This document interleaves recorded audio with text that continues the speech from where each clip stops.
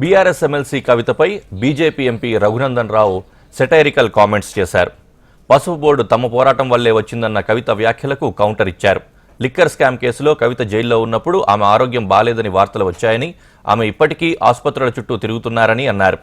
మంచి డాక్టర్కు చూపిస్తే ఆమె ఆరోగ్యం బాగుపడుతుందని, ఇప్పటికైనా మంచి డాక్టర్ను ఆమె కలవాలని రఘునందన్ రావు చెప్పారు. అన్నం పెట్టలేదు, అమ్మ బతికి ఉన్నప్పుడు ఏం పెట్టలేదు, అన్నం పెట్టలేదు. వీళ్ళు అమ్మ చనిపోయినాక పిన్నమ్మకు బంగారు గాజులు చేపిస్తా అని బయలుదేరిండు కేటీఆర్ లాంటి వాడు. 10 సంవత్సరాలు అధికారంలో ఉన్నప్పుడు ఫామ్ హౌస్ చుట్టూ దౌలతాబాద్ వాళ్ళు, మరుకు కోళ్ళు, గజ్వేల్ అసెంబ్లీ కాన్స్టిట్యున్సీకి సంబంధించిన రైతులు చచ్చిపోయిన రోజు ఏ రోజు కేటీఆర్ గారికి కనబడలేదు రైతులు. ఇవాళ కేటీఆర్ గారు వచ్చి రైతు ధర్నా చేస్తా, రైతు దీక్ష చేస్తా అంటే కేవలం పొలిటికల్ స్టంట్ గా మాత్రమే ప్రజలు చూస్తున్నారు తప్ప. సో కవిత గారికి కొంచెం ఆ జైల్లో ఉన్నటువంటి సందర్భం లోపల కొంచెం ఇబ్బందికరమైనటువంటి ఆరోగ్య పరిస్థితులు ఇబ్బంది అయినాయని చూసినాం.